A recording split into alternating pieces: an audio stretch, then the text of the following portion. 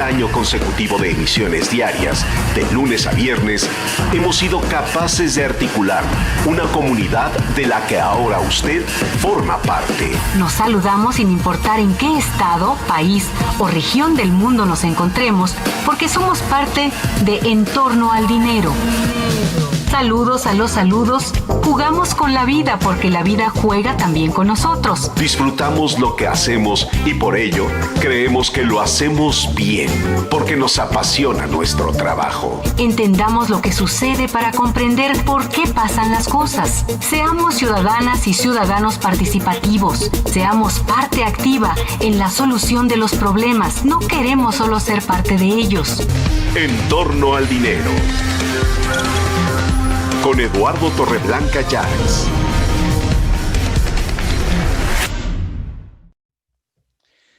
¿Qué tal? ¿Cómo está usted? Muy buenos días. Las 6 de la mañana en punto, tiempo del Centro de República Mexicana. Ya estamos listos, este equipo de trabajo, para informarles sobre los asuntos de economía, finanzas y negocios. Muy buenos días a todos ustedes. Gracias a quienes nos saludan desde muy temprano. Son las 6 de la mañana en punto en este jueves 25 de marzo y saludo a la maestra Montserrat Gamboa. ¿Cómo estás, Monse? Muy bien, muchas gracias. ¿Y tú? Muy buen día. Bien, buen día. Amanece fresco, ¿no? La fresca la mañana. Sí, un poco fresca. Aquí estamos. Bueno, mal día, mal jueves para Félix Salgado Macedonio, que hoy le vota en el INE la posibilidad de retirarle el registro y endurece la posición. Los legisladores de Morena se van en contra del INE. Hoy va a estar un día interesante a lo largo de esta jornada de jueves, sobre todo para el señor Félix Salgado Macedonio. Puede ser retirada la candidatura y se va a armar un merequetengue sensacional, por supuesto, porque Morena, pues no solamente no quiere, sino no respeta las decisiones del INE, al parecer, y esto va a prometer un día intenso en materia política, pero bueno, conforme avanza el año, pues el asunto político tendrá cada día un peso mayor. Pero, ¿quiénes son las personas que hoy cumplen onomásticos? Su onomástico, Monse. Pues hoy es el onomástico de Rebeca, así que muchas felicidades a todas las Rebecas. Rebeca. En su día. Rebeca. ¿Tú conoces alguna Rebeca? ¿Alguna Rebeca? Pues Rebeca de Alba, se me ocurre ahorita. ¿Es Rebeca de Alba? Rebeca Jones. Rebeca de Alba fue Miss México, después fue conductora, ¿no? Zacatecana ella, hasta donde recuerdo. Rebeca Jones, actriz. Son de momento las Rebecas a quienes recuerdo. ¿Cuál es la Miss Universo? No, Miss México. Miss México. Con razón, no tengo registrada. Zacatecas. Bueno, pues Rebecas, a todas las Rebecas, muchachos, si son tan amables. Que no diga que no, les saludamos. Bueno, y la primera efeméride del día. Bueno, pues hoy 25 de marzo es el Día Internacional de la Solidaridad con el Personal Detenido y Desaparecido.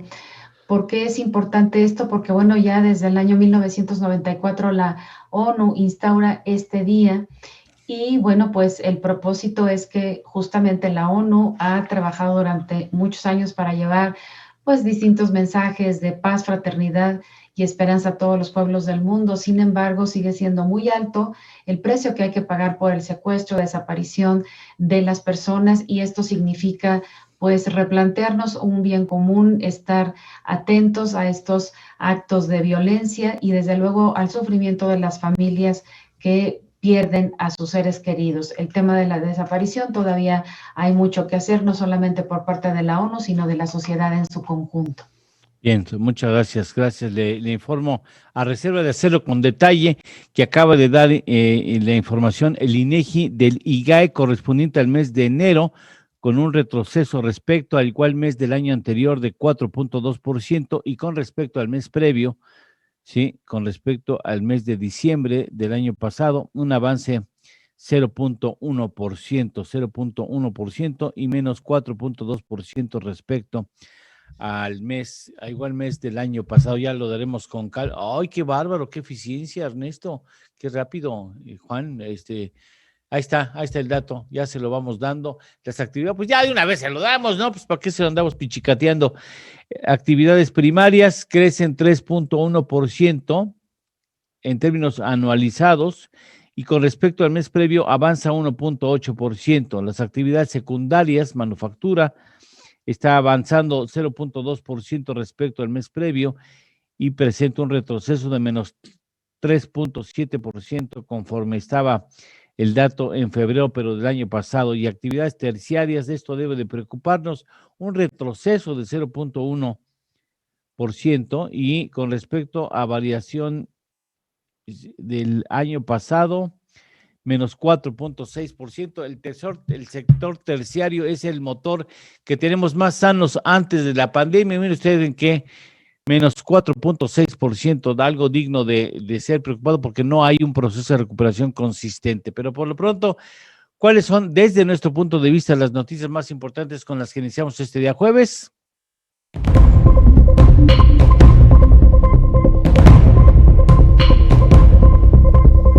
El presidente López Obrador anuncia que se ampliará el plan de vacunación contra COVID-19 con el apoyo de Sedena y Semar.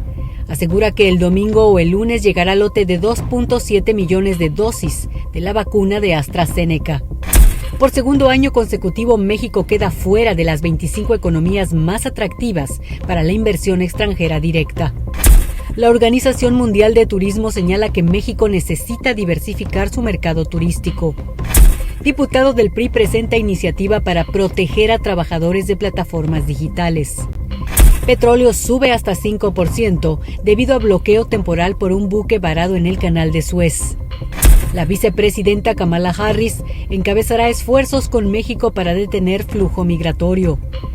Angela Merkel da marcha atrás con confinamiento estricto de Alemania durante la Semana Santa. Identifican en India nueva variante de COVID-19. Nueva York legalizará el consumo lúdico de marihuana.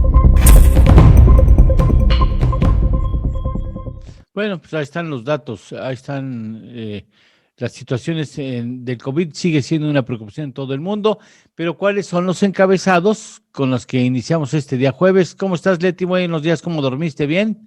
Muy buenos días. Dormí bien, muchas gracias. ¿Tú? Déjame poner. Yo, pues, sí, mejor, ya me recuperé después de la fría de la noche anterior. Oye, dime una cosa, ¿cómo va tu ojo? Sigo guiñándole el ojo aquí a la computadora todavía. Todavía, pues entonces despierta a tu esposo para que no se embalde, ¿no? Sí. Bueno, ¿hay algún tema en especial que traten los diarios de circulación nacional esta mañana? Mira, no es un tema que domine, pero bueno, dijéramos que un tema que sí es recurrente en por lo menos Sí. 2 diarios es el interés del presidente por explotar el litio y el aumento de la inflación. Sí, por cierto, la jornada, si no mal recuerdo, en su cachucha de una de sus 8 columnas, digámoslo así, porque no tiene 8 columnas, pero bueno, digamos de su nota principal, en una de sus 2 notas principales, dice que el presidente está valorando la posibilidad de expropiar, ¿no? Nacionalizar el litio. Así es, Lalo. Eso es que casualmente hoy los 2 diarios que retoman este tema son La Jornada y El Reforma. Dijéramos que diarios que son antípodas, por así decirlo. Bueno, pues vamos a ver, vamos a los detalles. Estos son los encabezados de los diarios que se editan en la Ciudad de México este jueves 25 de marzo. Reforma. Pone Andrés Manuel López Obrador ojo en minas de litio. Anuncia que buscarán explotar el oro blanco. El Universal. 14 millones de mexicanos tienen empleos precarios. Aunque el mercado laboral se recupera de la crisis por la pandemia, las jornadas son de más de 48 horas a la semana con sueldos de 1 o 2 salarios mínimos. Excelsior. Por los suelos, la confianza en partidos. Guardia Nacional avanza en preferencia. Milenio. Alerta Estados Unidos a México de vacunas china y rusa con cálculos políticos. Nuestro interés estratégico es solo la prosperidad de los mexicanos, declara Juan S. González, director de la Casa Blanca para el Hemisferio Occidental. La Jornada. Luis Arce. El litio, fondo del golpe de Estado en Bolivia. México analiza explotarlo. Andrés Manuel López Obrador. El Financiero. Acelera el paso a la inflación por energéticos. Estiman analistas rebase 5% anual el índice nacional de precios al consumidor en abril por efectos aritméticos y reactivación en Semana Santa. El Economista. Inflación toma fuerza en la primera mitad del mes, 4.12%. Es la más alta desde mayo del 2019. El Heraldo de México, en vilo 60 candidatos. La Comisión de Fiscalización del INE aprueba suspender a Félix Salgado y Raúl Morón por no reportar sus gastos de precampaña. El Sol de México prepara la 4T nueva ley de hidrocarburos. Llegará al Senado. Reporte Índigo, tormenta de recursos legales. A través de amparos, acciones de inconstitucionalidad y suspensiones, la ley de la industria eléctrica que promueve Andrés Manuel López Obrador se encuentra detenida. La Razón de México va en 53% compra de medicinas con ONU. Farmacéuticas prevén desabasto por fallas. Señalan desorganización en el INSABI. Y hasta aquí los encabezados de este jueves, Lalo. Muchas gracias. Saludos a los saludos. Saludos a los saludos, con muchísimo gusto. Enviamos saludos a Araceli Mulia, a Francisco Castillo en Houston, a María Iron Princess, a Vale allá en San Luis Potosí, también siempre presente, a Dalgisa de Aguas, Manuel Leal desde Houston, Toño Tavares, Daniel Domingo, Ivonne Torres e Isabel González Pérez. Muchas gracias y les invitamos a que nos sigan durante las 2 horas del programa a través de nuestra página www.entornoaldinero.com.mx, así como a través de los canales de televisión 176 de Easy y 168 de Total Play. Gracias de nuestra parte a quienes nos han saludado a través del WhatsApp. Maribel Toro Gayol, muchas gracias, Maribel, desde la Florida. Sergio Torres desde Monterrey, Francisco Alarcón, gracias, Homero Cárdenas también desde la Florida, Osvaldo Vega desde Michoacán, Maricarmen Alcántara desde Puebla, Diordo Rivera, Eduardo Carriola, Sergio Analco, Marta Monsalvo, Laura Mendoza, gracias Pedro Guerrero, a todos ustedes, muchísimas gracias por saludarnos. Hacemos una pausa, son las 6:11, gracias. Esto es En torno al dinero. Con Eduardo Torreblanca y Montserrat Gamboa. Hacemos una pequeña pausa y continuamos.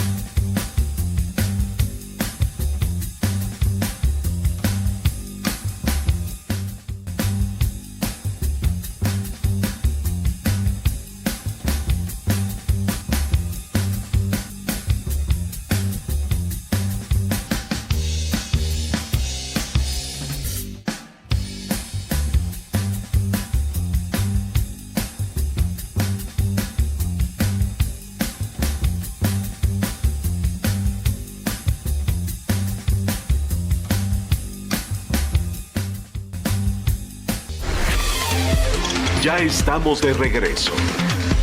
Esto es En torno al dinero. Con Eduardo Torreblanca Llanes. Bueno, ¿cuáles son los encabezados de los diarios en materia de economía y finanzas o de los diarios especializados? Leti, nuevamente contigo, ¿hay algún tema en especial o cada quien tiene el dominio de su propio balón? Fíjate que sí se destacan aspectos de la encuesta nacional de ocupación y empleo y la pérdida de interés de IED en México. De la inversión extranjera directa. Así es. En México, sí. Bueno, pues ahí está el desempleo. Todavía tenemos un pendiente de entre 2.4 y 2.7 millones de empleos que no se han recuperado a raíz de la pandemia con respecto al mes de abril del año pasado. Pues todavía estamos cortos en la generación de empleos. Así es que si quieres vamos a los detalles.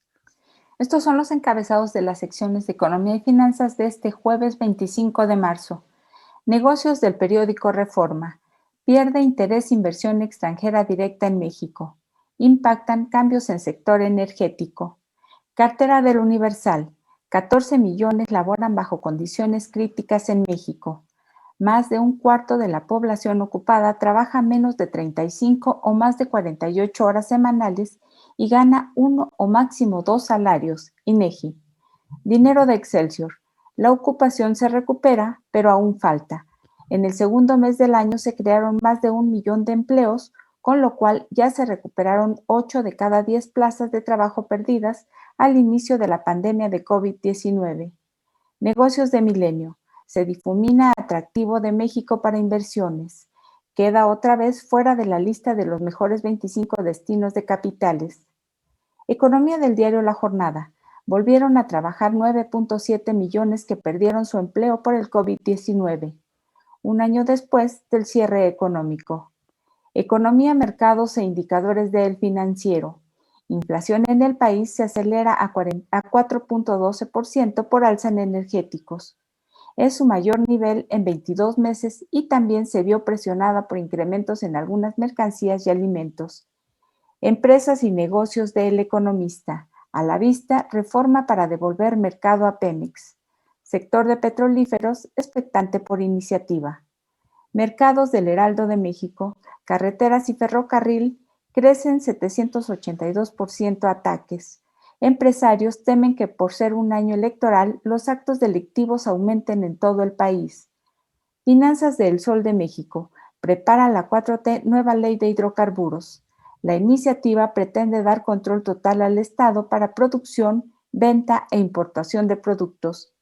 Negocios de La Razón de México. México recupera 83.5% de fuerza laboral perdida por pandemia.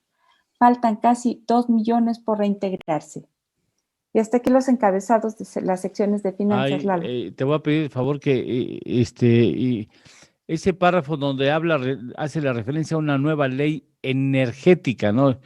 Una nueva ley en materia petrolera también. O sea, no es una contrarreforma eléctrica solamente, ahora van por el asunto relativos al petróleo, el manejo de los petrolíferos, la producción, distribución y venta. O sea, ¿cómo dice? Dice, la iniciativa pretende dar control total al Estado para producción, venta e importación de productos.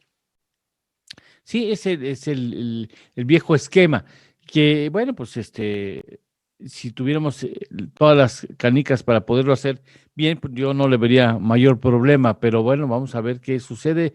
El tema del litio lo tendremos mañana. El tema del litio, ¿qué es el litio? Porque ahí vamos a tocar si se llega a avanzar en la idea de que el Estado controle el litio, vamos a tener ahí un problema con las partes, sobre todo canadienses, que ya tienen una postura en ese terreno. Vamos a ver qué es el litio, para qué diablos sirve. El litio es como el petróleo, digamos, un recurso importante, estratégico, pero si nos vamos a dedicar a sacar el litio como sacamos el petróleo sin darle ningún valor agregado en nuestro propio territorio, pues estaremos nada más aprovechando una parte importante, y creo que el chiste es que haya una derrama de industrias y de actividades que lo aprovechen en nuestro propio territorio. Este asunto hablaremos más adelante, mañana, con este asunto del litio y también con el asunto de esta pretensión petrolera. Por lo pronto, ¿qué sigue? Pues cómo cerraron los mercados ayer.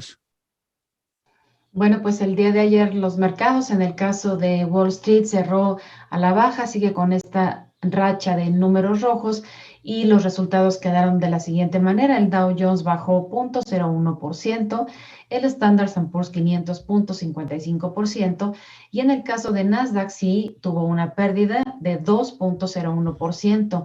Esto específicamente por la caída en las acciones de Apple, Tesla y Facebook, y por el desacuerdo o la falta de convencimiento con respecto al posicionamiento de la Reserva Federal.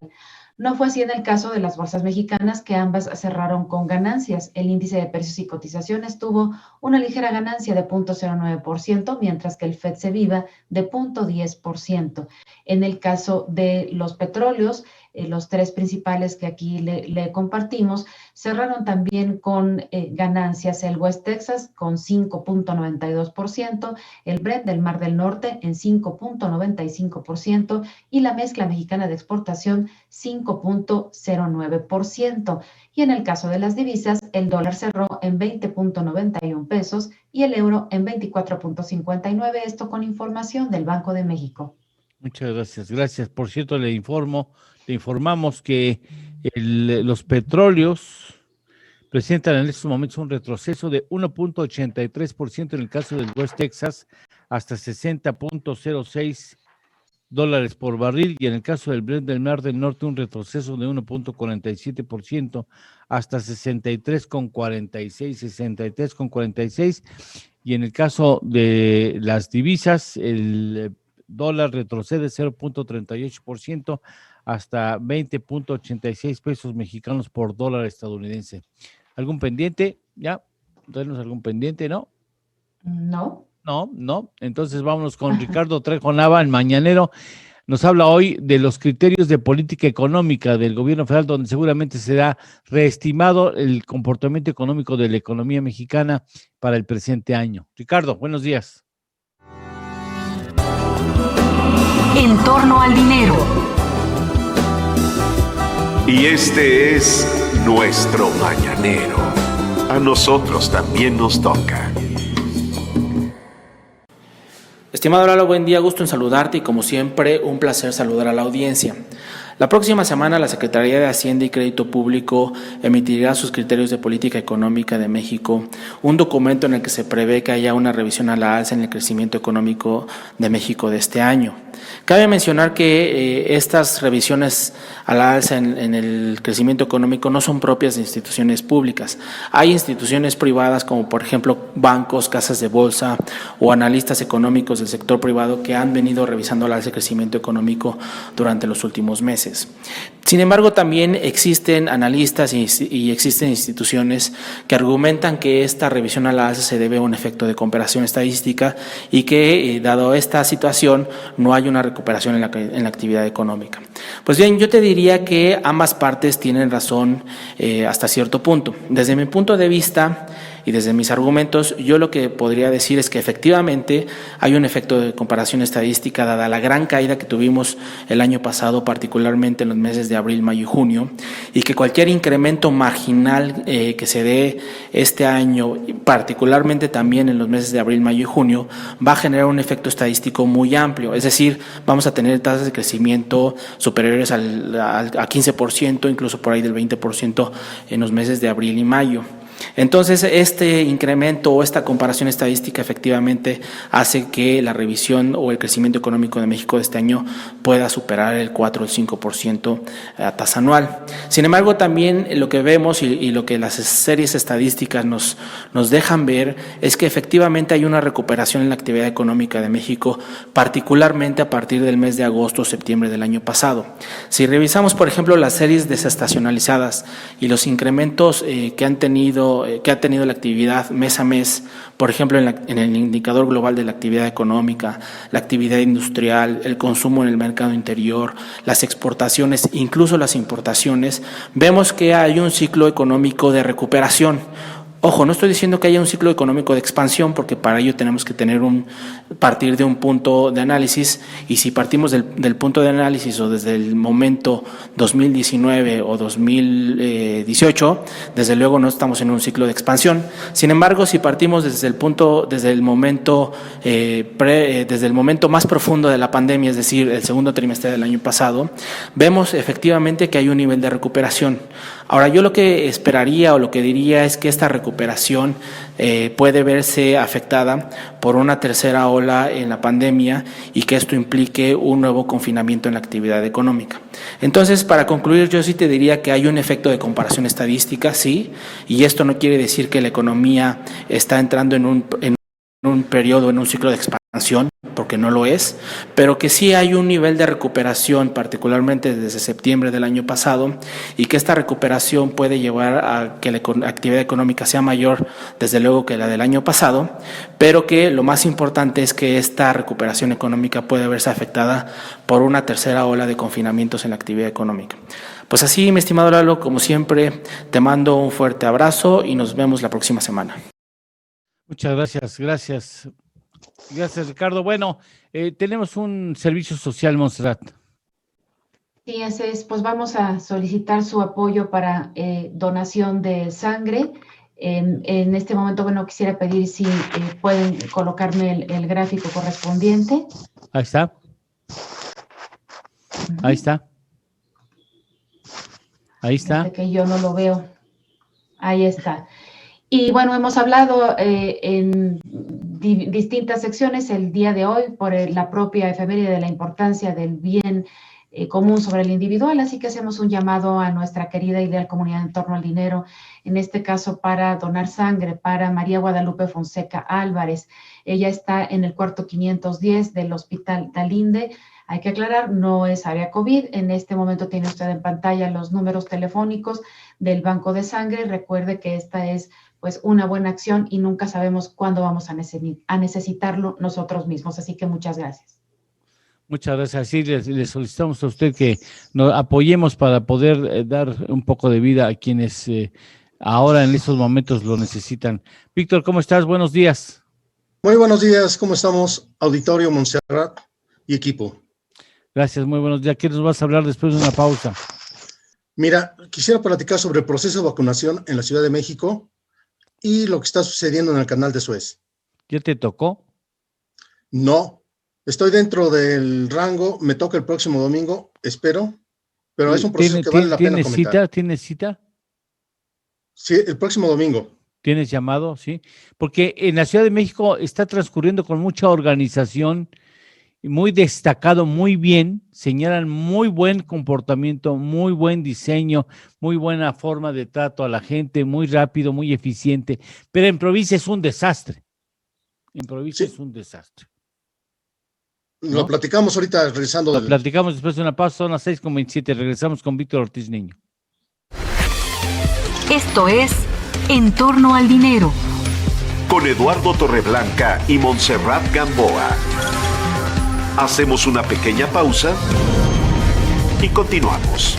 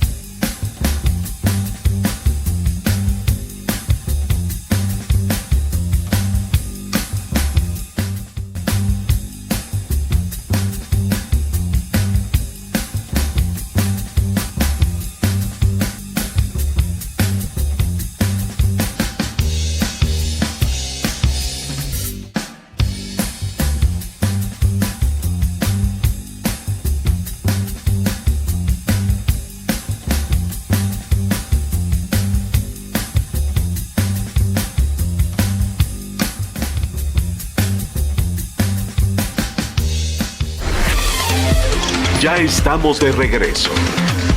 Esto es En torno al dinero. Con Eduardo Torreblanca Llanes.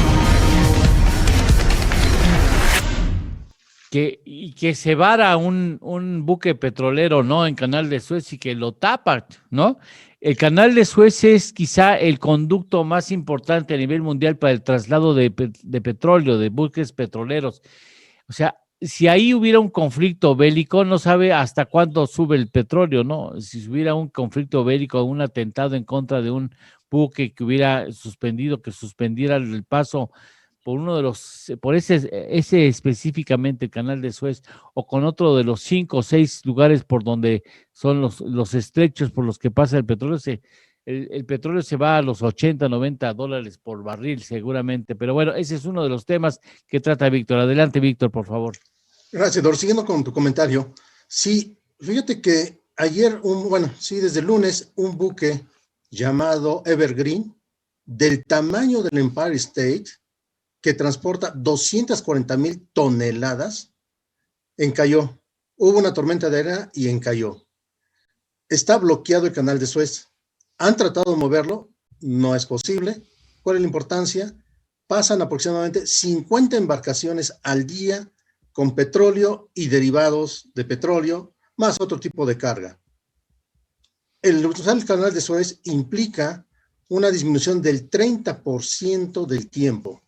Si ahorita alguien quiere hacer todo el recorrido hacia Europa, va a tardar 2 días más porque tiene que rodear todo el continente africano. Hasta el momento no se ha reflejado en los mercados petroleros, pero como tú señalas, hay que tomarlo en cuenta. Y este es un factor de riesgo que tenemos en el corto plazo. Ahora, también que te quiero comentar que es unas buenas noticias que ya se inició la vacunación, pero sin embargo, como estamos señalando, se requiere hacer un protocolo del procedimiento a nivel nacional. Claro, claro. Y acelerarlo. Podemos tener situaciones muy contrastantes, como ya la han vivido tanto tú como Juan, donde en un caso tardan hasta 6 horas bajo el sol y luego les dicen que no hay vacuna, o 40 minutos y sale sin problemas. Es el caso de la Ciudad de México. En México somos aproximadamente 8 millones y medio de habitantes en la Ciudad de México, no en la zona metropolitana, de los cuales aproximadamente 1,5 millones somos mayores de 60 años.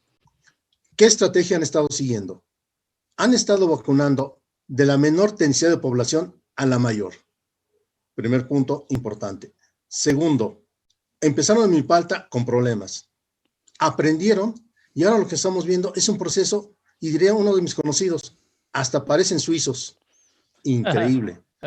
Llega uno, me han comentado ya 3 o 4 conocidos y es un patrón general, que llega uno, le preguntan, ¿trae cita? Sí, de este lado. ¿No trae cita? Se va del otro lado. Oiga, ¿tiene algún tipo de problemas? Sí o no. Y es decir, hacen un pequeño diagnóstico, nos vacunan o los vacunan, sale uno, se espera como 20 minutos y adiós el procedimiento. Es bastante rápido y bastante eficiente hasta la fecha. Y es de reconocer que todo esto. Y esto hay que reconocer este tipo de actuaciones. Y entonces, esto debería ser tomado en cuenta por el gobierno federal para implementarlo a nivel nacional. Porque lo que requiere la economía en México es justamente que se acelere este proceso de vacunación. Es un elemento central de toda la reactivación que estamos esperando. Podemos decir cifras, podemos comentarlo, pero el punto central que siempre señalan está sujeto a la velocidad de la vacunación.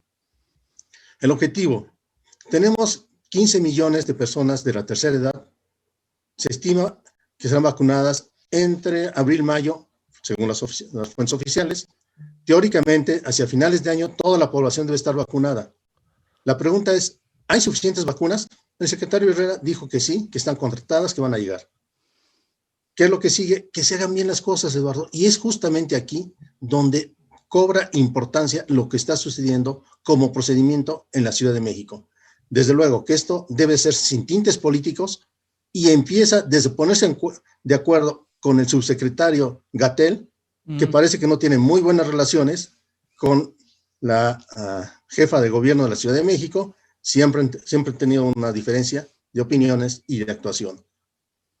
El mensaje es: superen las tendencias políticas por el bien de México. Ahora, dentro de todo esto también debemos comentar que salió ya el índice global de actividad económica del mes de enero. Fue de aproximadamente, fue de 4.2% negativo, muy similar al que nos había dicho el índice global de actividad económica oportuna, que era de menos 4.4%. ¿Qué nos está diciendo todo esto? Que la economía va recuperándose muy lentamente, Eduardo y auditorio.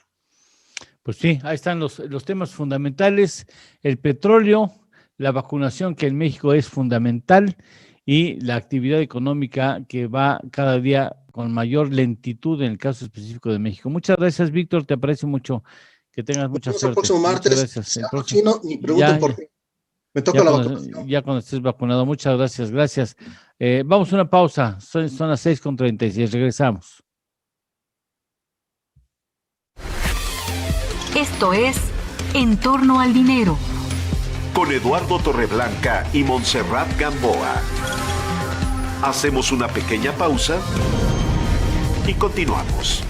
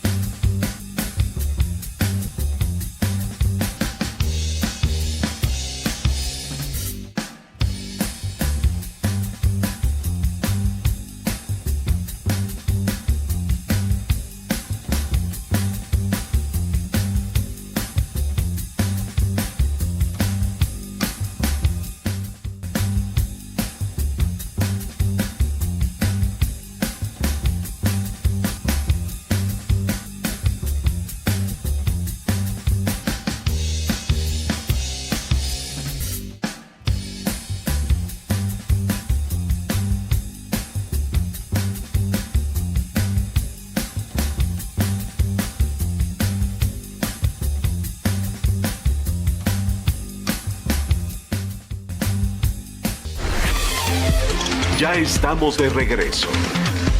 Esto es En torno al dinero, con Eduardo Torreblanca Llanes. Bien, vamos a las columnas rápidamente. ¿Qué dicen los columnistas esta mañana?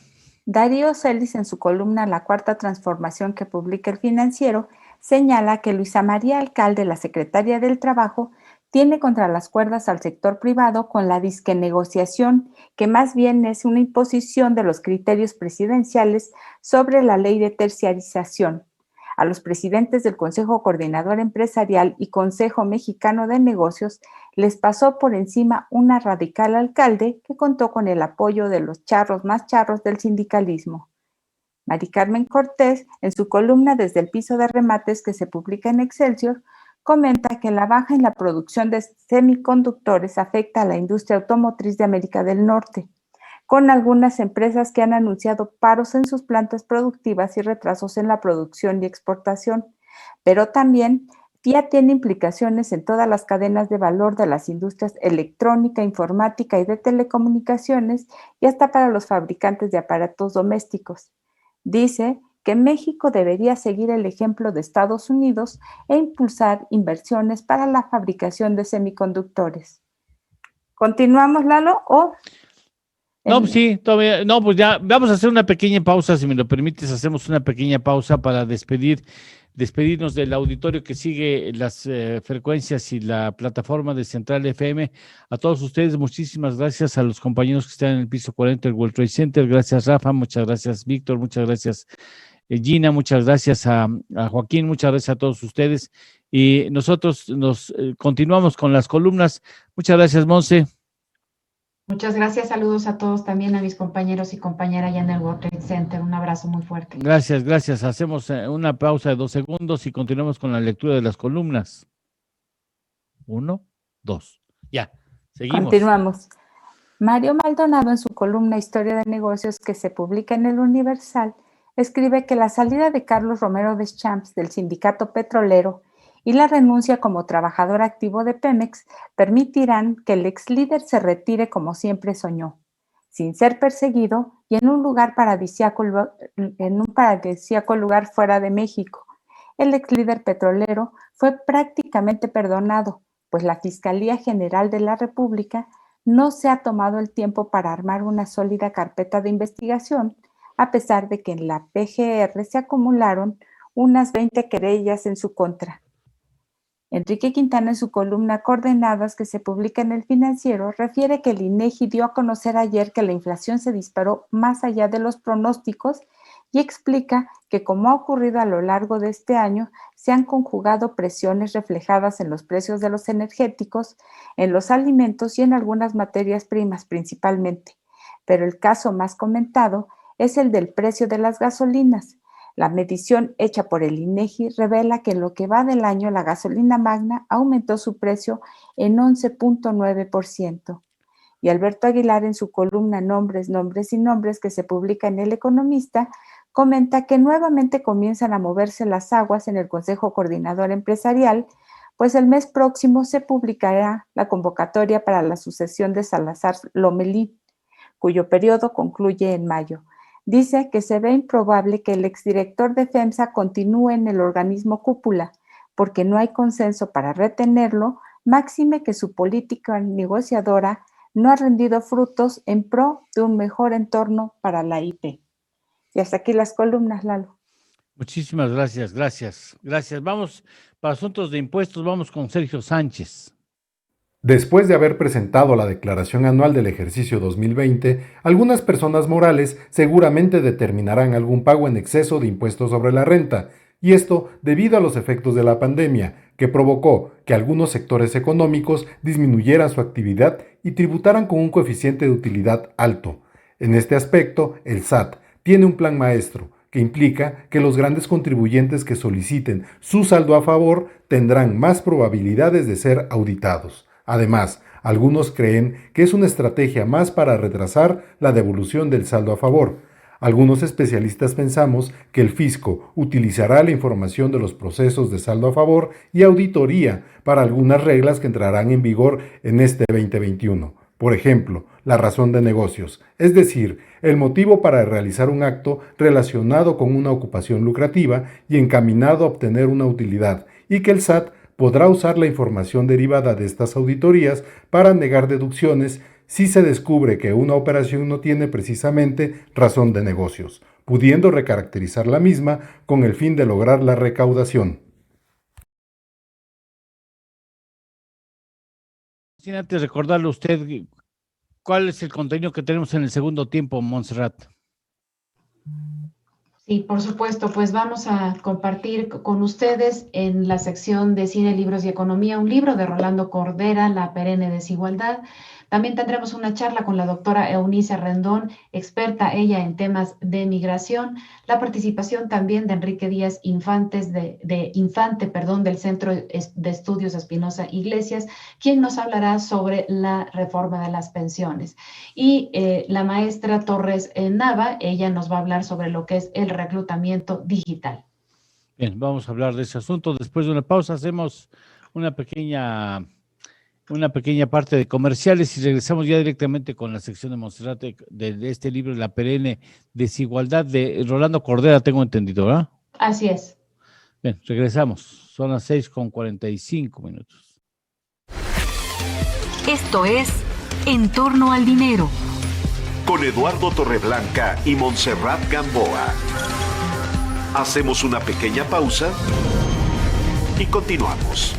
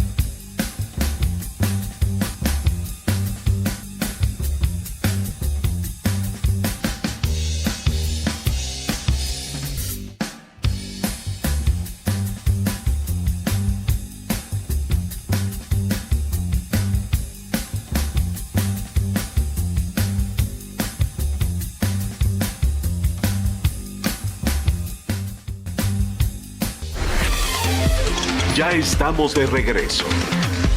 Esto es En torno al dinero. Con Eduardo Torreblanca Llanes.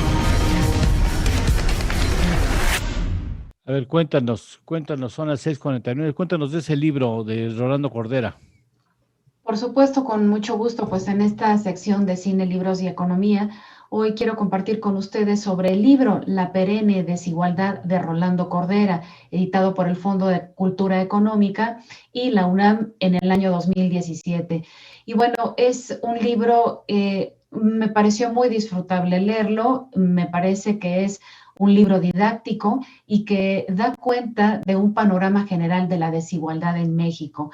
Acota por ahí usa de pronto frases o expresiones que son gratas en la lectura. Dice, vamos del ajuste al desbarajuste, o habla, por ejemplo, con respecto a la reforma social del Estado, en un capítulo al que intitula La mesa de tres patas, así llama a la reforma social del Estado.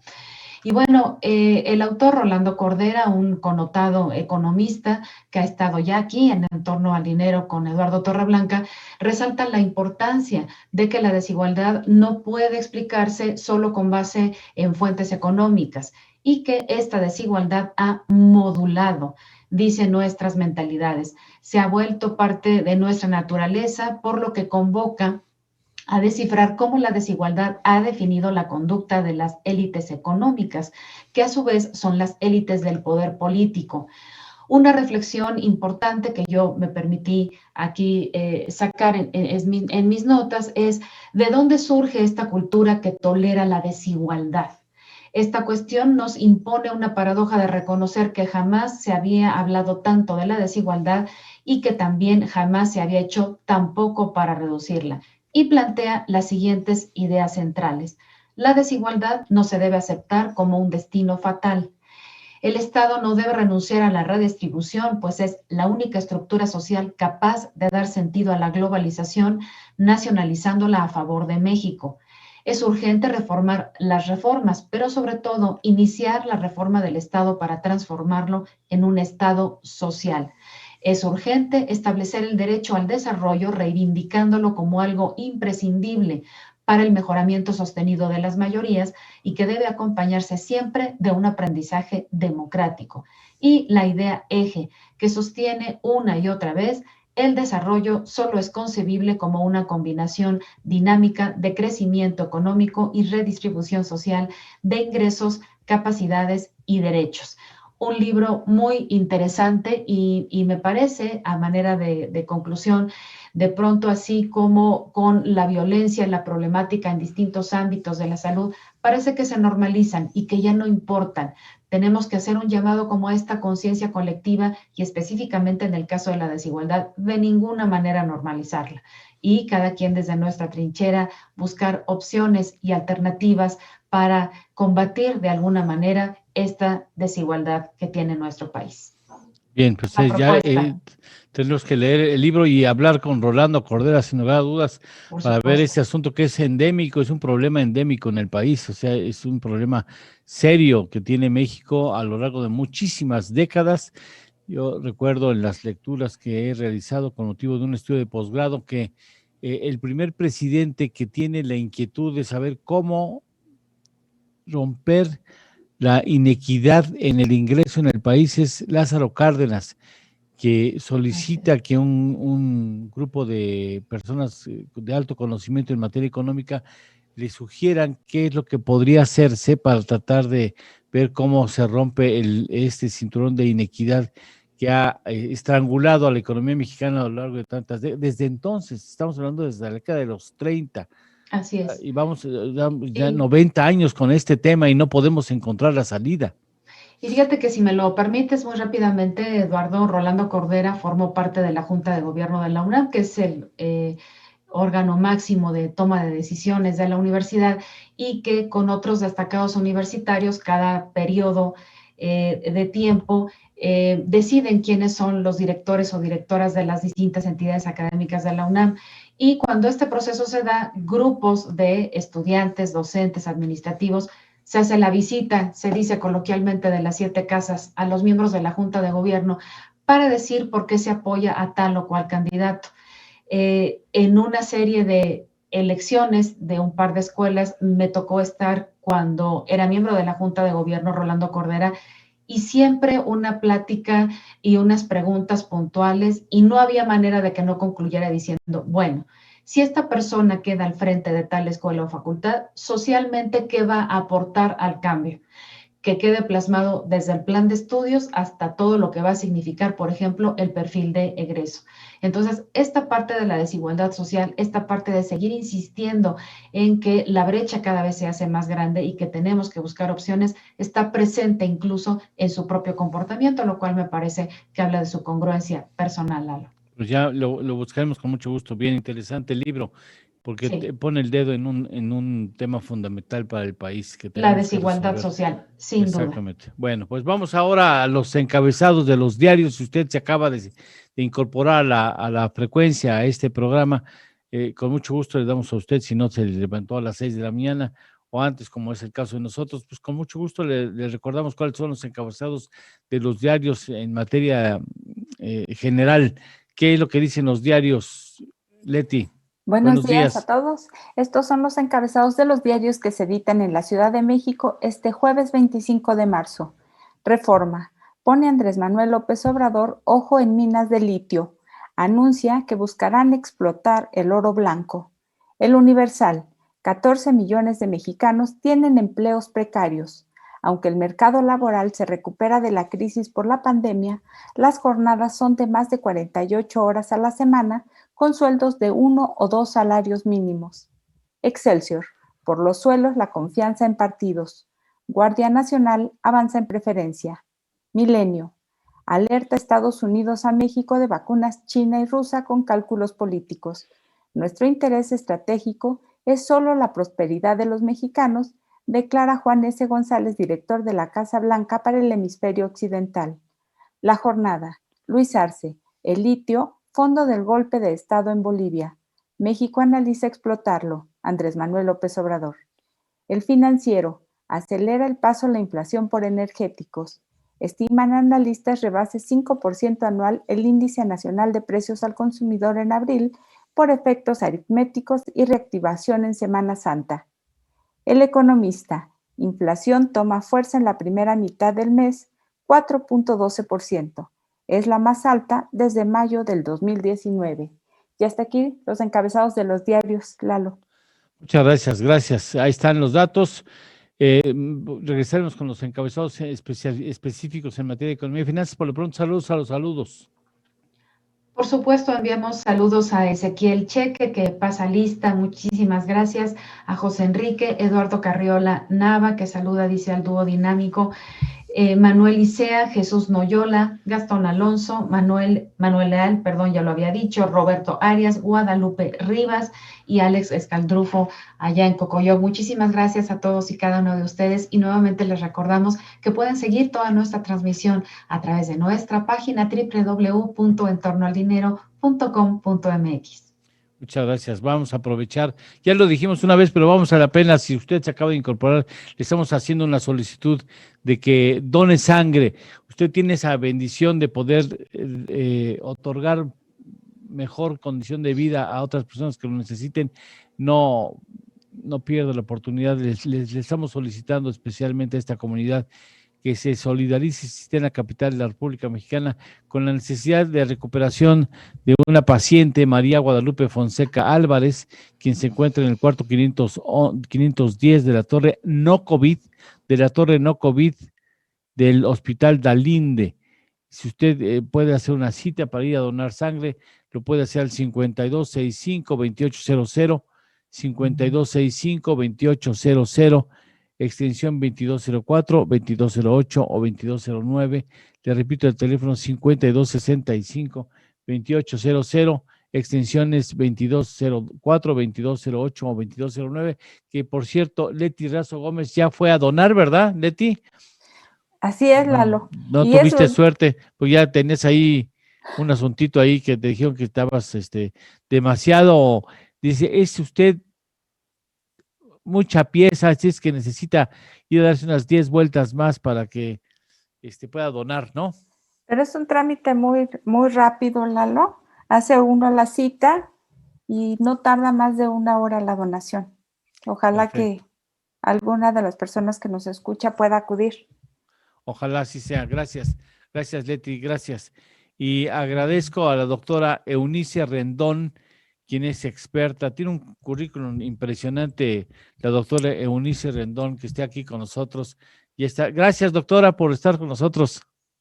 De nada, buenos días, Eduardo. Bien, muchísimas gracias por tener la gentileza de recibir la llamada. Muchas gracias, esta cita. Difícil la situación de migración, se le está complicando el asunto a Estados Unidos y a México, ¿ah? Sí, efectivamente, se está complicando la situación. Es un tema que ha sido complejo siempre, ¿no? El tema migratorio, al final, bueno, pues como sabemos, hay flujos muy importantes desde Centroamérica.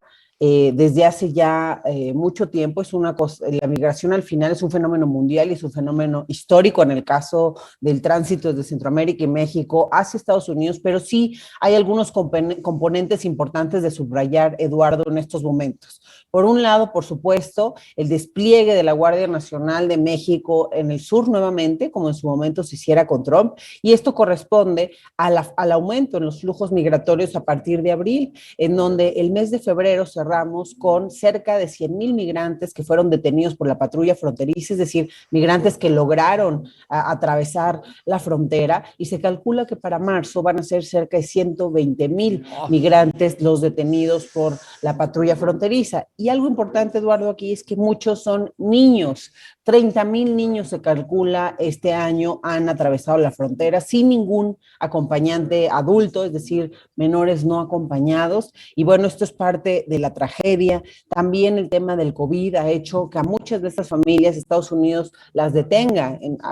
Por allá, por el lado de McAllen, por ejemplo, los pone en centros de detención durante 3 días, una semana, y después los saca, los mete a un avión, los lleva a El Paso, y desde ahí en camiones los regresa a Ciudad Juárez por los puentes, básicamente los deposita del lado ya de Juárez, sin ningún procedimiento, sin ningún proceso administrativo, sin nada, porque no pueden deportarlos a México. Entonces simplemente lo están haciendo de esta forma, y ellos lo justifican con el título 42, que es un título por medio del cual el CDC, que es la autoridad sanitaria en Estados Unidos, cuando considere que una población es de riesgo para su ahora sí que para su población, en este caso estadounidense, pues los puede expulsar, pero sin importar nada más, porque los expulsa México. No sé si hay un acuerdo, eso no salió nada de que hubieran hablado este tema en las reuniones con el canciller Ebrard. Sin embargo, pues es un tema importante al que hay que darle seguimiento, porque cerca de 100 personas son depositadas cada día en la frontera con Ciudad Juárez desde hace 2 semanas. Vamos a seguir este tema. Tenemos que ir a una pausa, doctora, si me lo permite. Vamos a una pausa y regresamos con eso. Esta es una papa recaliente, y finalmente pues refleja un conflicto del que ya casi o poco se habla, que es el conflicto entre el norte y el sur, ¿no? Ese asunto de la injusticia que priva generalmente en las naciones del sur, y que en su justa vocación y necesidad de buscar mejores expectativas de vida, condiciones de existencia, viajan o se emigran hacia las naciones del norte. Hablaremos con la doctora Eunice Rendón después de una pausa, y está usted en torno al dinero. Son las 7:03. Claro. Esto es En torno al dinero, con Eduardo Torreblanca y Montserrat Gamboa. Hacemos una pequeña pausa y continuamos.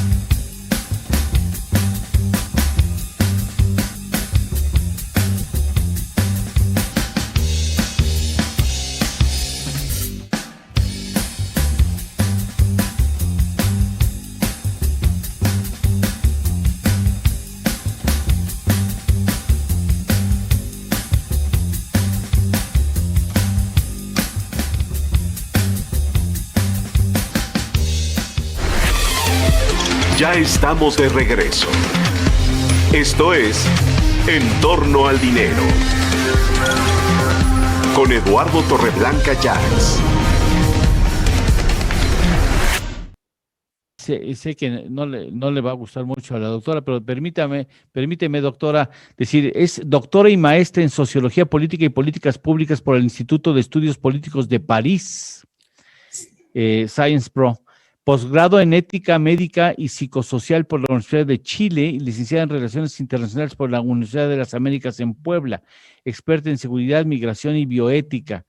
Ha colaborado con el Sistema de Naciones Unidas y ocupado diversos cargos públicos como directora general de Relaciones Internacionales de la Secretaría Técnica de Normas de Salud de la Secretaría de Salud. Bueno, y le podría seguir así, pero bueno, no tiene caso. Gracias, doctora. Dime, entonces, este asunto es una papa caliente en el escritorio del presidente de la República, porque es un asunto que tendrá que coordinar los esfuerzos de manera muy estrecha con el gobierno de Biden, ¿no? Pues sí, efectivamente es un asunto que se tiene que primero, creo, conversar, platicar, acordar.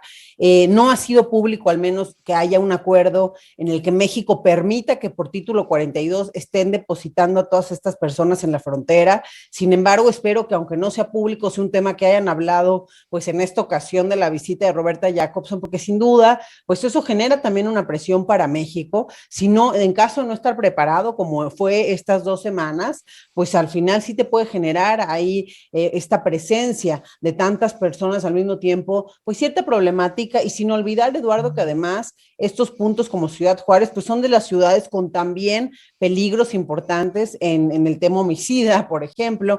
Entonces, pues muchos de los migrantes a la hora que los dejan ahí, se dan cuenta que están en Juárez, pues se asustan también porque vienen huyendo, sí de la pobreza, sí de condiciones de marginación, pero sobre todo es la violencia homicida, una de las principales razones en los últimos 10 años, yo te diría, para la migración centroamericana. Y hoy también otra cosa que hay que remarcar, Eduardo, algo que habíamos visto en descenso durante 10 años fue el tema de la migración mexicana. Y justamente desde 2020 y 2021 volvemos a ver a más migrantes mexicanos de nuevo siendo parte del fenómeno. Más gente está de nuevo intentando ingresar. Se calcula que cerramos el año pasado con cerca de 7,000 mexicanos que atravesaron la frontera, y bueno, este año otra vez vemos un repunte en esas cifras, que era algo que ya no se daba tanto, es decir, sigue siendo principalmente centroamericana esta migración, pero ya pues con una buena parte de mexicanos que forman parte de nuevo del fenómeno. Porque además eso genera presiones en el presupuesto, ¿no? El presupuesto del gobierno mexicano y de los gobiernos estatales. Sí, efectivamente genera presiones de todo tipo, es decir, un ejemplo claro y real. Estas 2 semanas que en Ciudad Juárez han dejado a 100 migrantes cada día con sus familias, pues quien realmente los ha recibido, y yo estuve ahí, fue el gobierno del estado de Chihuahua.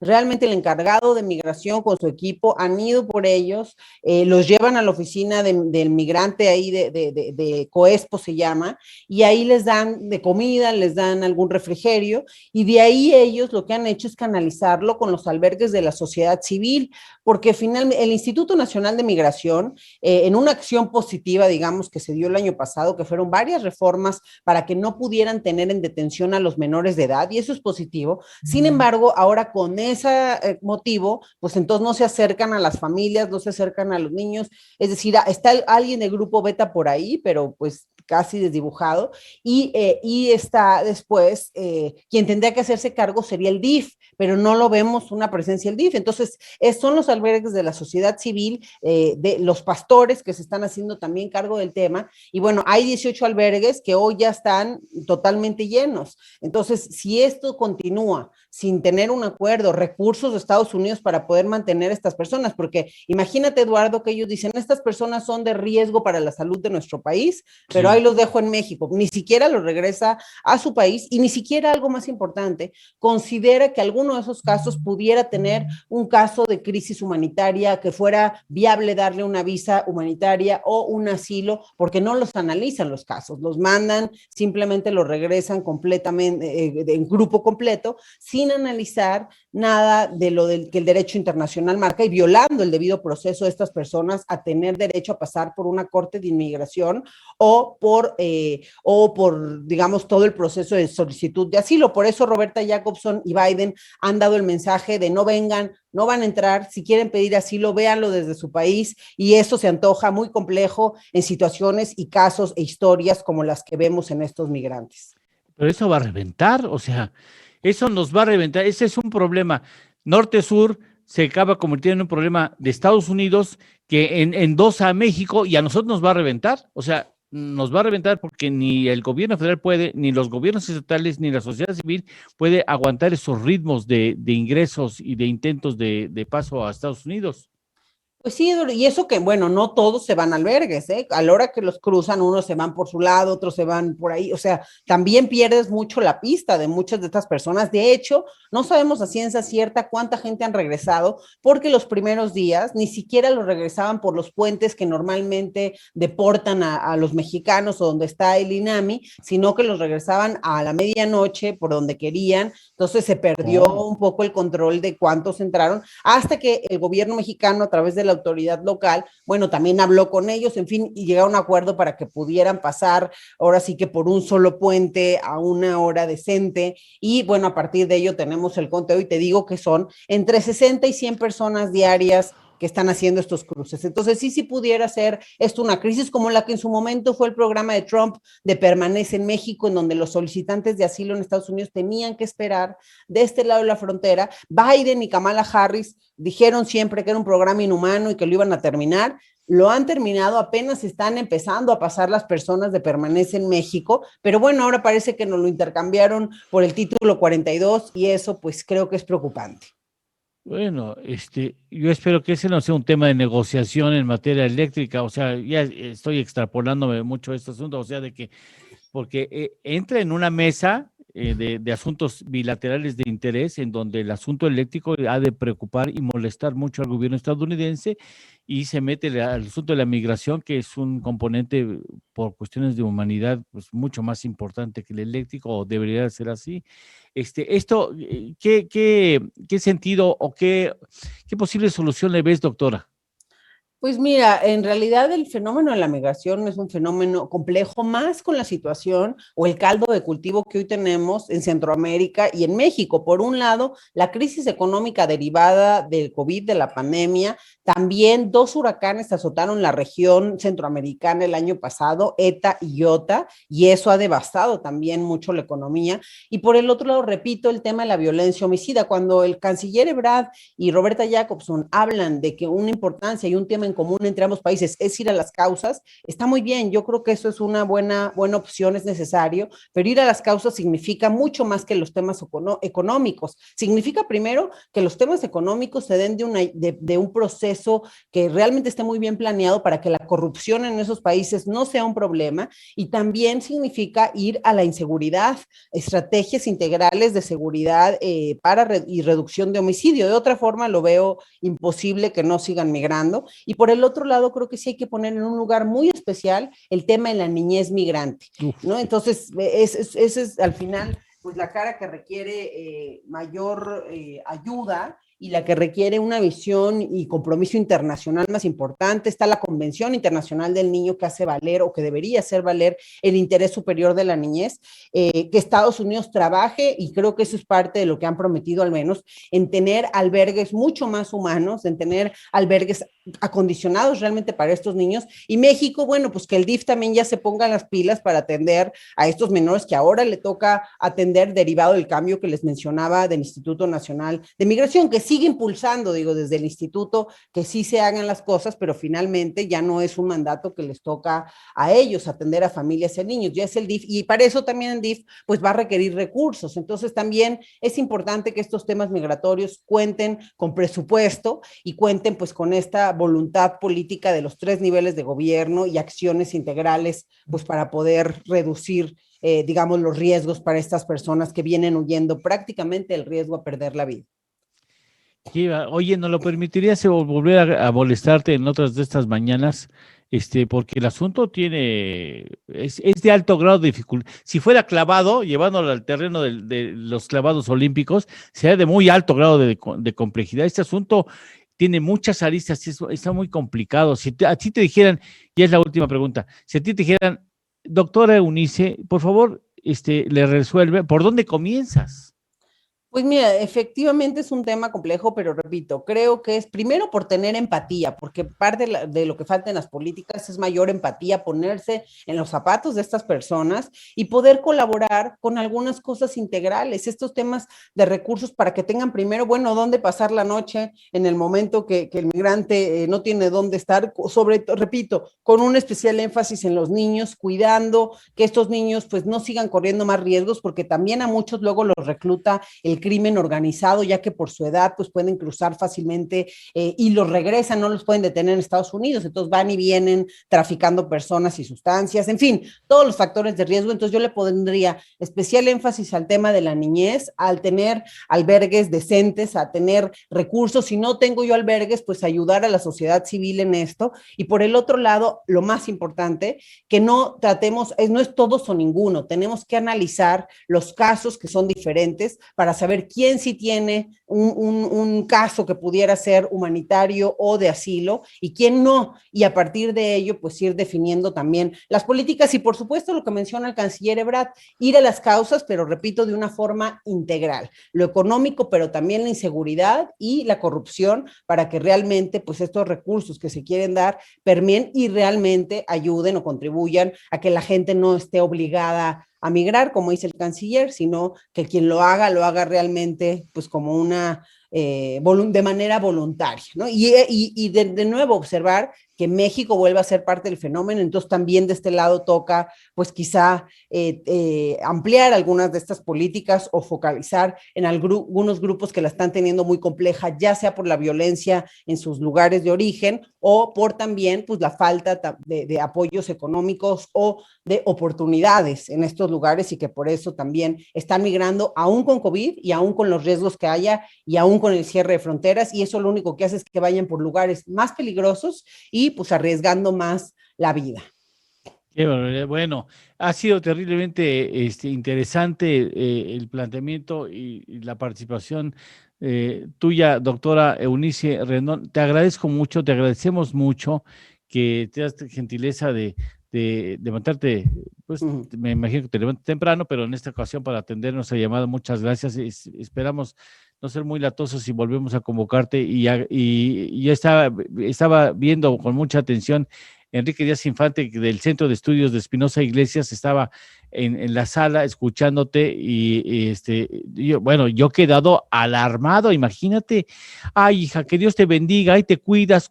¿Cómo que te cuidas? O sea, ¿cómo mandas a una niña, a un niño así, a la buena de Dios ahí? Ay, que Dios te cuide. ¿Cómo? O sea, yo sé que Dios tiene muchas cosas que hacer, pero qué terrible que estén llegando niños solos. Bueno, y los traficantes también, los traficantes también tienen aquí un papel importante que hay que decirlo, porque ellos engañan también, les dicen que van a entrar fácilmente, que los niños casi es miel sobre hojuelas y no lo es. Sí, Enrique, ¿me decías? Sí, a ver, pues tú sabes, Eduardo, yo tengo un hijo de 6 años y medio, o sea, no me imagino estarlo soltando.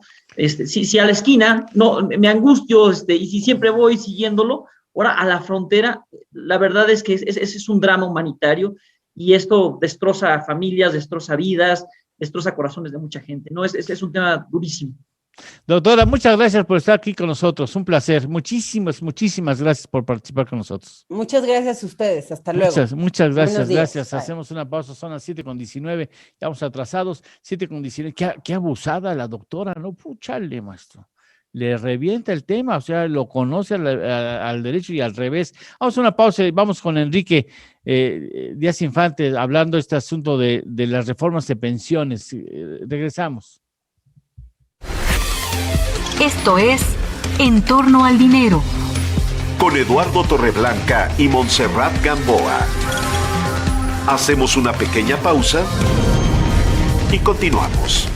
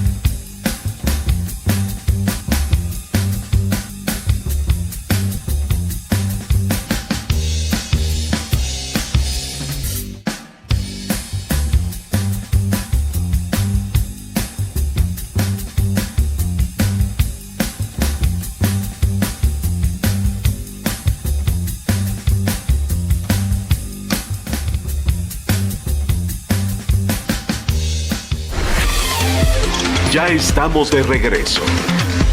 Esto es En torno al dinero. Con Eduardo Torreblanca Llanes. Con mucho gusto. Adelante, Enrique. Hola, Eduardo. Mi comentario del día de hoy es sobre el cambio en pensiones que acaba de anunciar el presidente y las próximas elecciones. Como sabes, se anunció que se van a disminuir, a regresar nuevamente la edad de jubilación de 68 a 65 años y que se van a incrementar paulatinamente para que lleguen en 2024 a los 6,000 pesos bimestrales de pensión. Este cambio, que si bien suena muy aplaudible, aumentar el monto de las pensiones y disminuir la edad, pues en realidad es una irresponsabilidad hacendaria si el mismo no va acompañado de una reforma fiscal. Y además, si el mismo no está correspondiendo, como es el caso, al cambio demográfico que se está viviendo. Este tipo de pensiones de índole asistencialista tienen por objeto el combate a la pobreza y en ese sentido está bien y todos tendríamos que estar, por solidaridad, contribuyendo a que se paguen las mismas. Pero lo malo es que este cambio se está dando previo a las elecciones y tiene un tinte claramente electorero. Durante el sexenio se han hecho cambios en el programa de pensiones de 65 y mayores.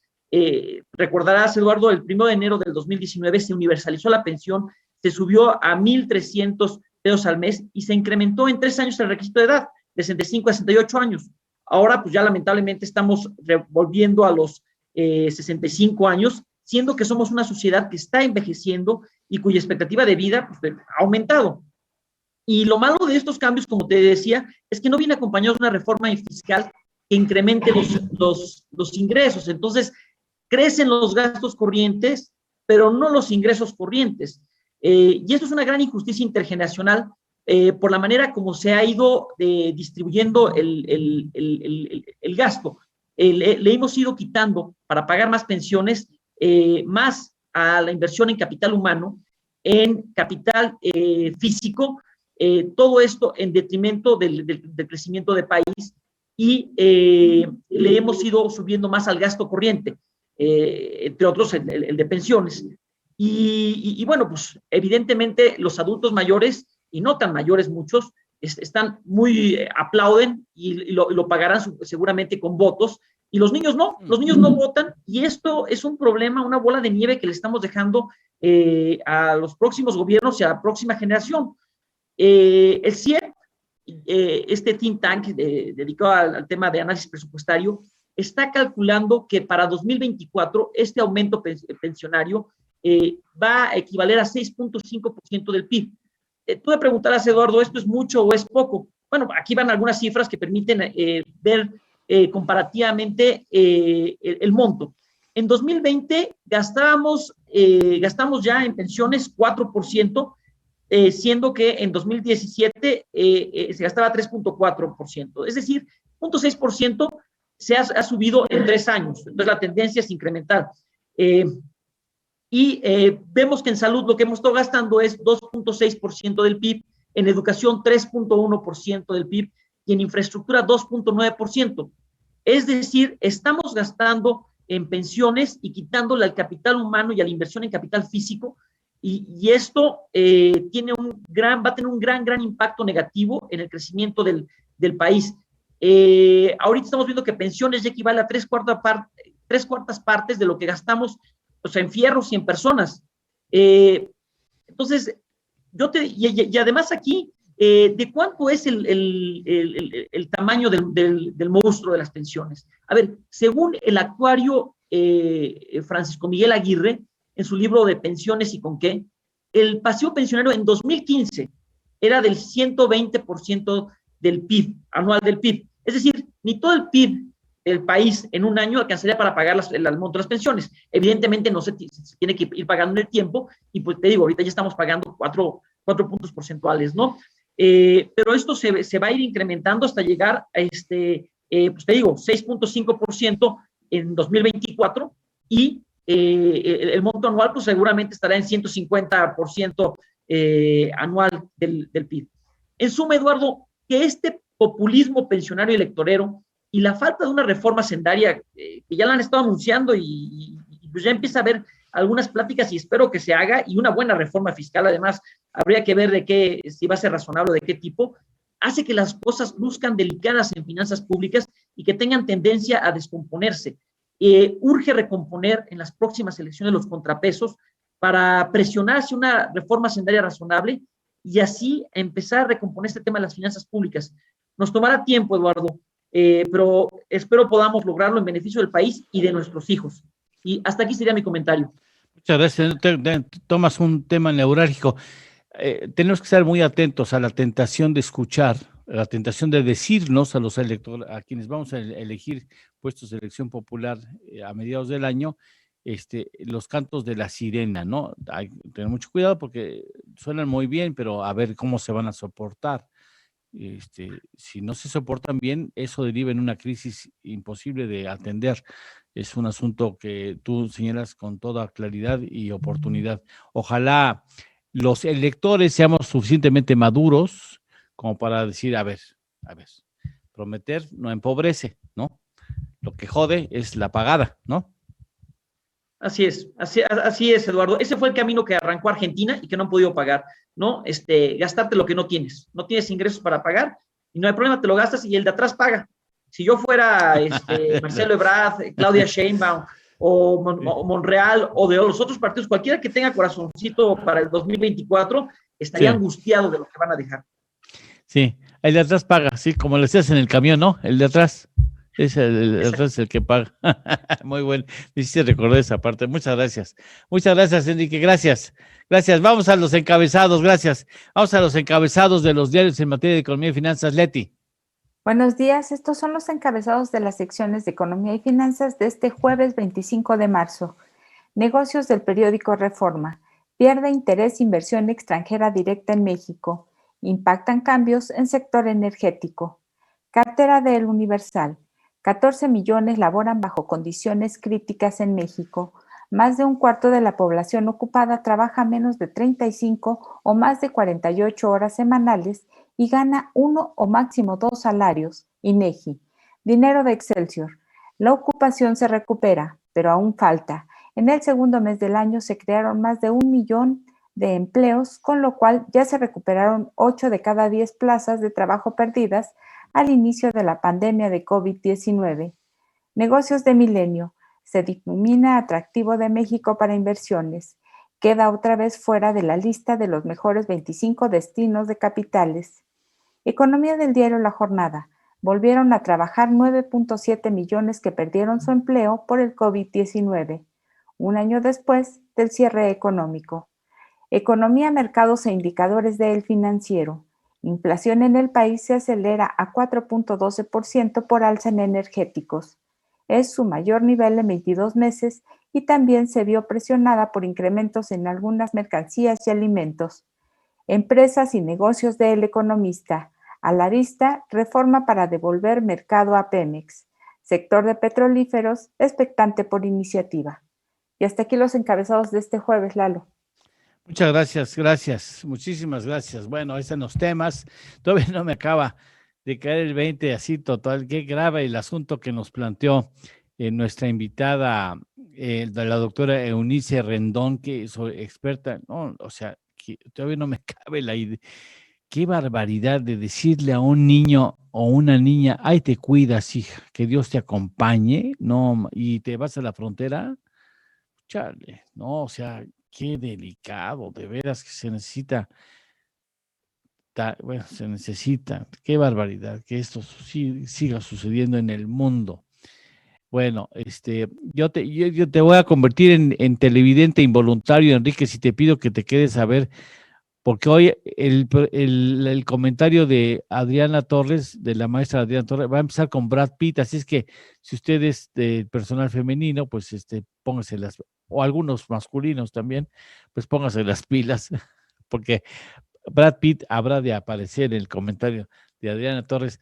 Sí, ¿lo contemplas como el más atractivo de la cinematografía de Hollywood? Pues al menos es una persona muy simpática y muy multifacética, ¿no? Puede actuar como niño, como loco, como galán. Yo creo que la parte de loco se le da bien, ¿eh? Yo he visto uno que dices, bueno, si no estuvieras medio loco no podrías actuar así. Yo no sé si a Montserrat te gusta Brad Pitt o cuál es el actor de Hollywood que más te entusiasma. ¿Qué más me entusiasma? Pues Desde el sí, punto de vista físico, desde el no cómo punto de vista actúa. físico, Brad Pitt. Brad Pitt, sí, Brad Pitt. Sin duda. Sí, a ti no te pregunto, Enrique, porque pues supongo que esas no son tus preferencias. No, estos rollitos, nada. Andrea, a ti, Andrea, ¿cómo como quién más? ¿Brad Pitt y quién o qué otro? Bueno, antes me gustaba George Clooney, pero bueno, ahora creo que sí, ya mejor creo que Brad Pitt está madurando muy interesante. Sí. O sea, George Clooney. Sí, así es. Nadie dijo nada de los Bichir, ¿eh? No. No digo nomás para ponerles ahí una muestra. Bueno, vamos a... Sin embargo, hubo un estudio que se hizo con mujeres de las décadas 30 años, 40, 50, en donde se les preguntó en la UCLA, en la universidad, cuál sería el hombre con quien les gustaría pasar una noche a un actor. Y la respuesta fue contundente, Sean Connery, que en paz descanse. Sí. Claro. De todas las... Sean Connery. Sí, el actor más guapo. Sí, coinciden ustedes. Sí. Y en ese estudio, mujeres de 30, 40, 50 decían, Sean Connery, él ganó. Bueno, para hacer equidad de género, Enrique, si vamos a hablar de equidad de género, Enrique, ¿con qué actriz estarías dispuesto a invertir una noche de tu vida? Que no te escuche tu mujer. Me está escuchando, entonces diría, con ninguna. Paso. Qué imprudente soy. Vamos a una pausa. Sí. Qué imprudente. Vamos a una pausa, regresamos. Yo hablé de un estudio de la UCLA. Bueno. Esto es En torno al dinero. Con Eduardo Torreblanca y Montserrat Gamboa. Hacemos una pequeña pausa y continuamos.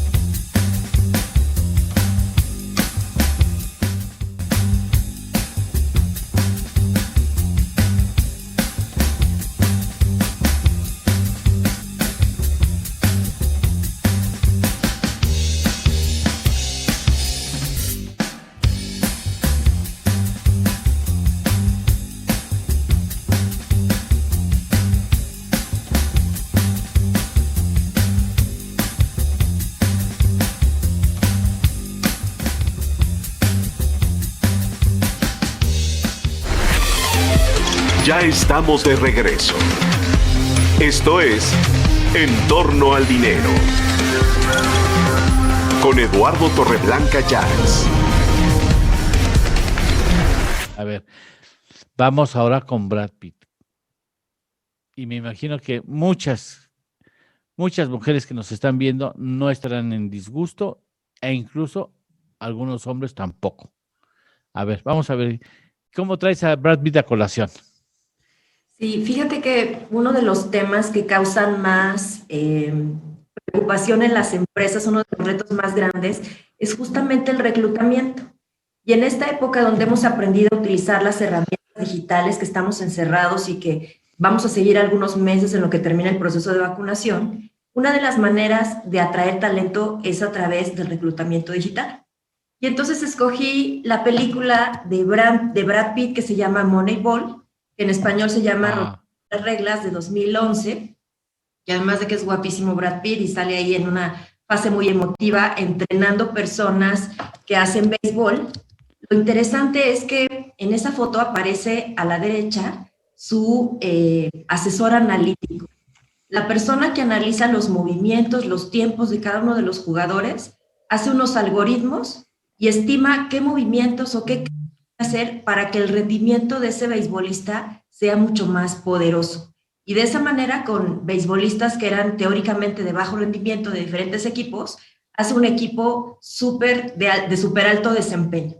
Entonces, esto mismo aplica en el mundo de los negocios al momento de hacer reclutamiento. Imagínate que personas que escribieron mal su currículum o que no saben expresarse adecuadamente, a veces son descalificadas para tomar un rol importante. Sin embargo, la tecnología y las herramientas digitales nos permiten conocer de manera más profunda las habilidades técnicas y las capacidades de cada persona. Por eso es que es muy importante mirar lo que hizo Brad Pitt de una manera muy manual, con un científico de datos, en este caso pues es alguien matemático, que eso mismo que hace ese científico de datos lo hacen hoy día las computadoras. Si nosotros entramos a LinkedIn, de pronto, que es una de las fuentes más grandes de reclutamiento del mundo, resulta que las personas vacían ahí su currículum. Y de pronto LinkedIn dice, oye, hay estos trabajos que aplican para ti. Eso lo hizo a través del análisis de datos. Ahora, si nosotros juntamos algunas otras tecnologías, algunas otras herramientas, vamos a poder hacer un reclutamiento más efectivo. Entonces, las estadísticas del mundo dicen que más o menos 60% de la población mundial tiene internet. Y de esa población mundial, la mitad utiliza las redes sociales.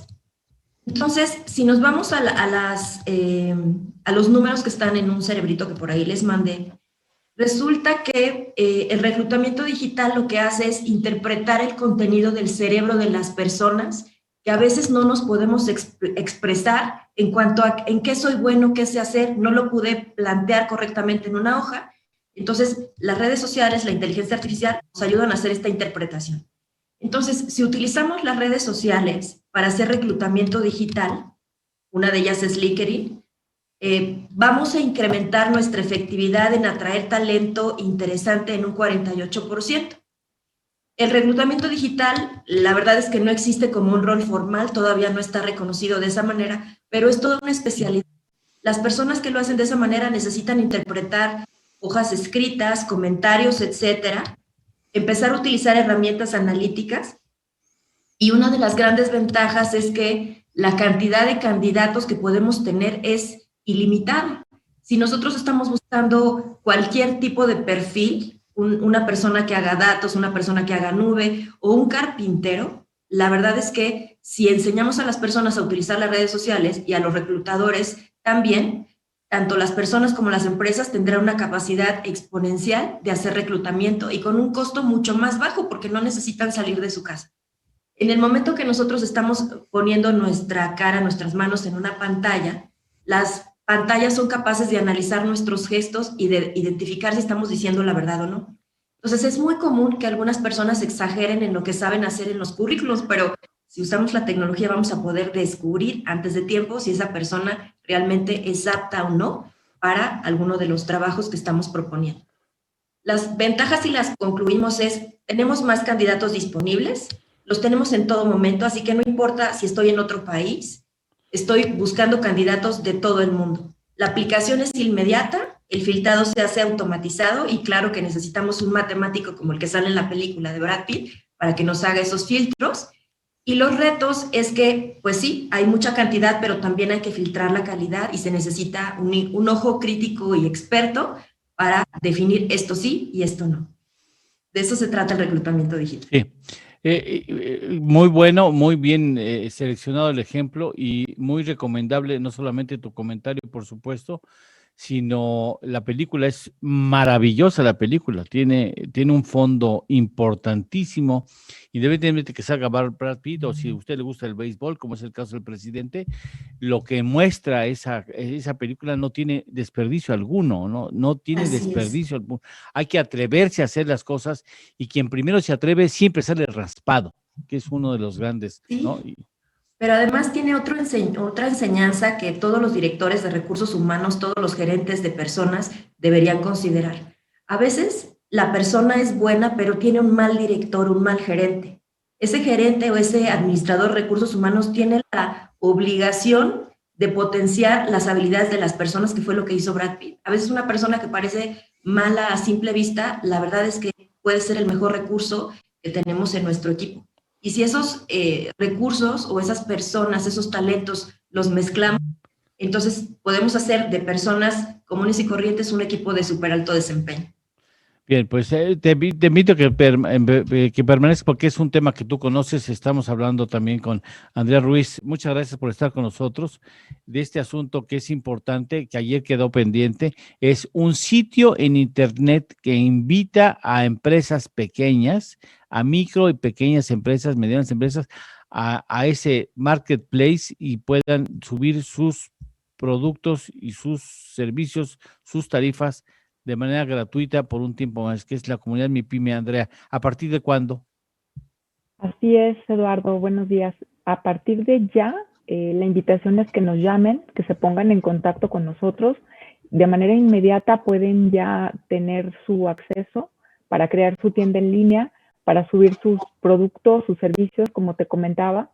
La verdad es que es una enorme oportunidad para todos los empresarios que quieran diversificar la manera en la que están vendiendo, sobre todo en este momento, ¿no? Que todos necesitamos incrementar las ventas y pues hacer que fluya la economía. Entonces, de verdad, los invito. Les voy a dar 3 teléfonos diferentes para que nos contacten. A ver, ¿cuáles son? 55 13 44 71 29. Sí. O 55 43 40 11 73. Sí. Y 55 43 40 47 82. También nos pueden contactar a través del correo electrónico que es contacto@comunidadmipyme.com. Comunidad Mi Pyme. O sea, ¿qué es lo que necesito? Nada más así, yo quiero, no tiene que ser legal, o sea, no tiene que ser formal, no tengo que dar, ¿qué datos me van a pedir o qué? Ok, me comunico a estos teléfonos o mando un correíto. Nosotros allí vamos a hacerles una pequeña entrevista para entender sobre todo qué tipo de productos, qué tipo de servicios. En ese momento también les vamos a dar un acceso a la plataforma y un manual también para que sigan como las instrucciones. Obviamente también va a haber asesoría telefónica para que puedan, primero que nada, abrir su tienda, tener su espacio. Allí pueden colocar su logotipo, pueden colocar los datos de contacto, donde los pueden contactar, una breve reseña de qué es lo que venden y también subir sus productos con fotografías, con las características que se indiquen y hacer también una descripción, el precio, etcétera. Y a partir de ya pueden empezar a publicar sus diferentes productos. Eso están haciendo apenas, ¿verdad? Es parte de la comunidad Mi Pyme que encabeza la maestra, perdón. Me quedé impactado con la entrevista de la doctora Eunice, la maestra Adriana Torres Nava. Entonces, esto está comenzando, por eso está, digamos, apoyo extraordinario a las MIPYMES para que puedan, y si yo vendo, ¿me van a cobrar algo? ¿Tengo que dar una comisión o también está libre, te vas a poner guapa con la comisión gratis? Fíjate que en este momento... Ya la puse en un aprieto, ¿ah? Claro, sí. Sí. En este momento y hasta el 31 de mayo es gratuito el uso de la plataforma. ¿sí? Todo. Sí, los invitamos justo a que publiquen, porque fíjate que en lo que es comercio electrónico se crea un fenómeno muy interesante que se llama atracción. ¿Qué quiere decir esto? En la medida que yo logre que los empresarios empiecen a publicar sus productos y servicios, pues evidentemente vamos a tener más clientes, más tráfico, ¿no? Sí, Y claro. en la medida que haya más clientes, pues va a haber más empresas que se interesen en publicar sus productos. Se crea un círculo virtuoso y pues lo que queremos en este momento es darle toda la potencia, sobre todo porque esta es una plataforma mexicana creada también por una pyme que entiende las necesidades y que pues bueno, estamos súper comprometidos a que México realmente recupere un poco de la economía, ¿no? Le doy uno. ¿Anotaste, Montserrat, los teléfonos? ¿Sí? No, fíjate No, que no. ahí le va. 55 13 44, 55 13 44, 71 29. O bien el 55 43 40 47 82, está más fácil ese, 50 para nosotros los disléxicos como yo, 55 43 40 47 82. 55 43 40 47 82, estamos ahí y vamos a insistir en esto para invitar al público. Muchas gracias, Andrea, y disculpa por haberte metido un problema de comisiones. Muchas gracias. Buen día a todos. Gracias, Adriana, eres muy amable. Gracias. Adriana. Que te va muy bien. Después de una pausa vamos con esta entrevista que hicimos a una política. Se quedan tantito en la pausa comercial para despedirlas correctamente. Esta política, esta joven maestría, una persona bien instruida, bien educada, evidentemente, que se quiere meter como presidenta municipal. Yo decía, ¿qué necesidad? Y o sea, ¿qué necesidad de meterse en la política? Pues no, pues hay jóvenes y qué bueno que haya jóvenes que sí creen en la posibilidad de que la política cambie este país. Alma Reyes, después de una pausa, vamos con esta charla que tuvimos hace unos días con ella. Esto es En torno al dinero. Con Eduardo Torreblanca y Montserrat Gamboa. Hacemos una pequeña pausa y continuamos.